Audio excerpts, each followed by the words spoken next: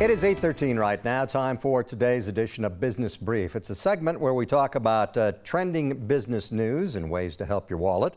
Our business analyst, Ryan Frazier, joins us again. Ryan, good morning.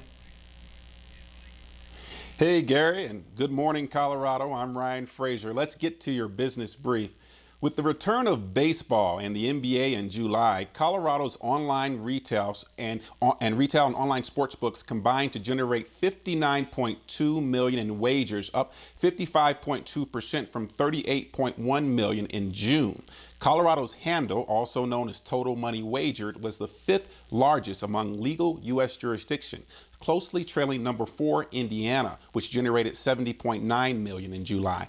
Dustin Gowker, lead analyst for Play Colorado, says the number of sportsbook operators in the state is growing rapidly, and with a robust August schedule that includes playoff runs by the Denver Nuggets and Colorado Avalanche, the short-term outlook for the state is excellent. And by the way, 241,000 in state taxes were produced in July. I'd say watch this industry grow.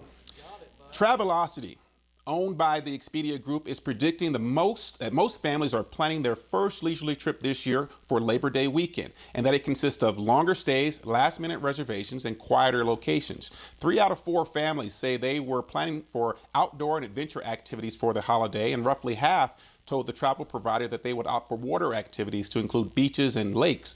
Colorado's Estes Park and Colorado Springs were among the top searched outdoor destinations by prospective travelers.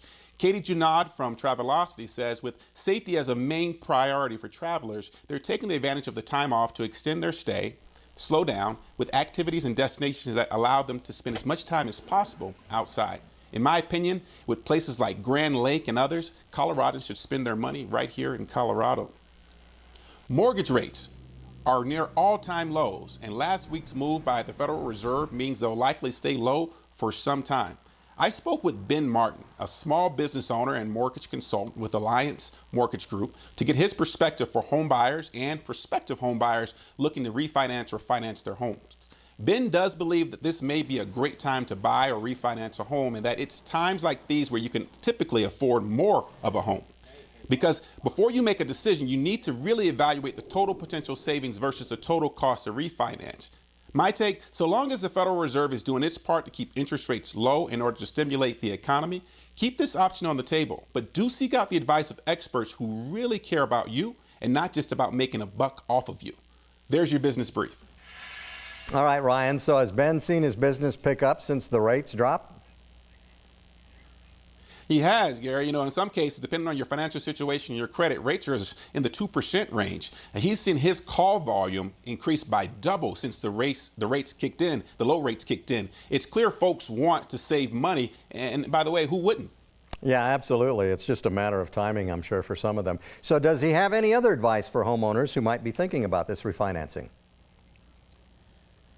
You bet. He says that determine whether your refinancing aligns with your goals, like reducing your monthly payments or consolidation of high interest debt, and to focus on cost savings and the time it will take to recoup the cost of refinancing, not just the low interest rate.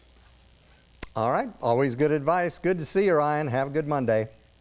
The Business Brief with Ryan Frazier every Monday at about 8:15. If you have any business-related questions, you can post them with the hashtag #FindOutFromFrazier, or you can text him your questions at 303-871-1491.